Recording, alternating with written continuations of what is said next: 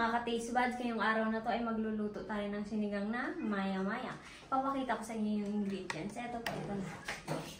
Meron tayo ditong sibuyas. At syempre yung isda nating maya-maya. At talbos ng kamote. At andito yung ating kamatis, talong, tsaka okra. At gagamit pala dito tayo ng sinigang mix. At syempre yung kulina sarap. Kaya naman nagsimula na tayo magluto. Ito, maglalagay tayo ng tubig. Pakuluin natin ng bahagya. Tapos ilalagay natin yung kamatis tsaka sibuyas. Siguro okay na. Ito, ilalagay na natin yung sibuyas. At syempre nakalimutan ko pala kanina yung siling green tsaka luya. Pampawala ng ating lansa ng isda. Kaya isasabay na natin yan. Hayaan kumulo. Pag kumulo yan, ilalagay natin yung isda.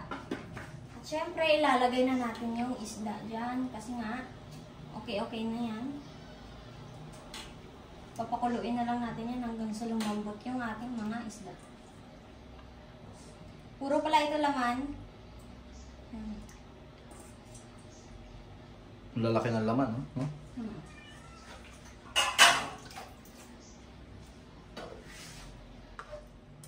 Yan muna yan. Okay. Pakita ko na lang mamaya pag lalagyan na natin ng pampalasa. Eto guys, ilalagay na natin yung kulina sarap at saka asin.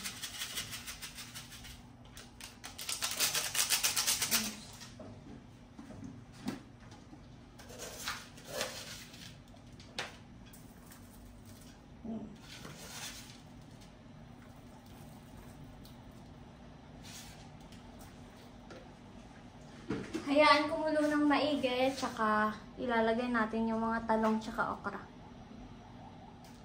At eto, malambot na yung ating manok. Ilalagay na natin yung talong tsaka okra.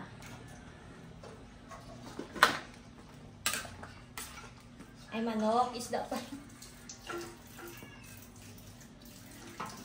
Hayaan na yan. Tapos, maglalagay tayo pang paasim at yung talbos ng kamote. Ito, ilalagay na natin yung sampalok kasi palambot na rin yung ating talong saka okra. Dadagdagan lang natin yung pagkulang pa.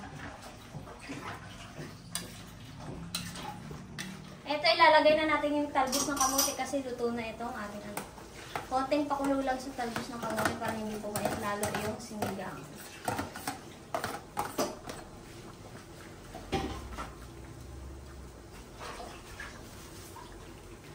Eto, luto na yung ating sinigang na maya-maya. Kaya naman titikman na natin ito.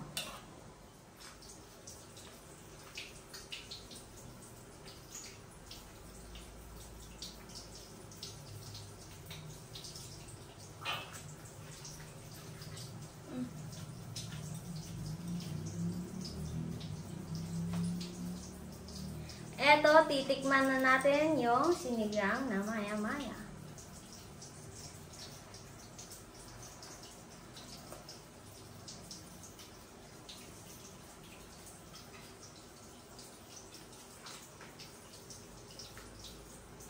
Ay, buto. Super sarap at syempre napakalasa niya. Kaya naman, subscribe!